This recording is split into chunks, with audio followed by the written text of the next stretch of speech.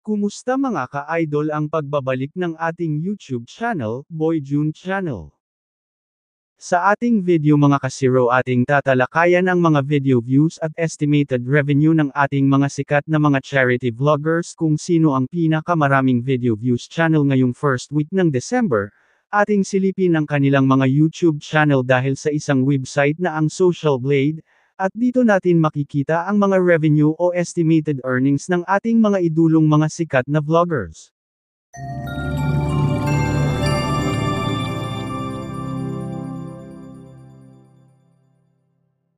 Sa dili pa natin umpisahan ang ating video, huwag kalimutang mag-subscribe, comment at like sa ating video.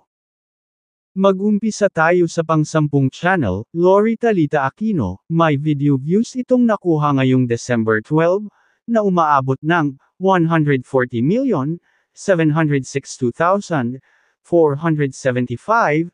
Tumataas pa ito ngayong susunod na araw, at sa kanyang estimated earnings o revenue, sa lowest may nakuha itong $701. Kung ating ipalit sa peso, umaabot ito ng 40,658 pesos. At dito naman sa kanyang highest estimated earning, may nakuha itong $11,200. Kung ipalit sa peso ito, umaabot ito ng 649,600 pesos. Pang number 9, Daddy Frankie. May video views itong umaabot ng 150,329,914. At sa kanyang monthly estimated earnings naman, sa lowest, may nakuha itong $1,900. Kung ating ipalit sa peso, umaabot ito ng 110,200 pesos. At dito sa kanyang heights, monthly estimated earnings naman, may nakuha itong $30,500. Kung ating ipalit sa peso, may 1,769,000 pesos. Number 8, Archie Hilario. May video views itong umaabot ng 193,434,155. At dito sa kanyang monthly estimated revenue sa lowest, may nakuha itong $338. Kung ating ipalit sa peso, umaabot ito ng 19,604 pesos. At dito na tayo sa kanyang heights monthly revenue, may nakuha itong $5,400. Kung ating ipalit sa peso, umaabot ito ng 313,200 pesos. Number 7, Virgilin Care. May video views itong umaabot ng 196,480,962. Dito sa kanyang monthly estimated earnings sa lowest may nakuha itong $539.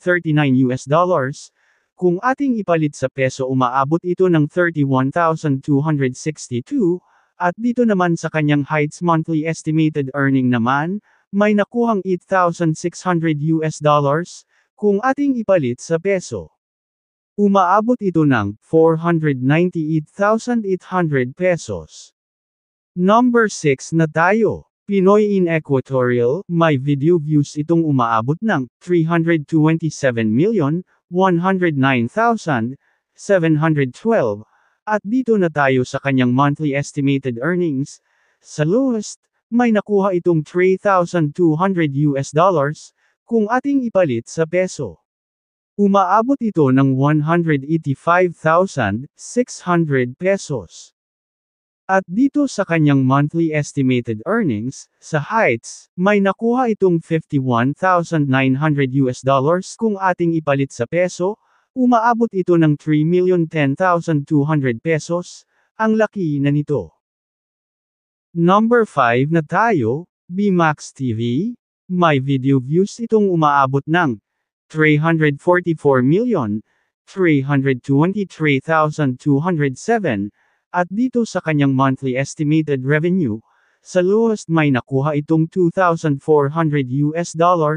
Kung ating ipalit sa peso, umaabot ito ng 139,200 pesos.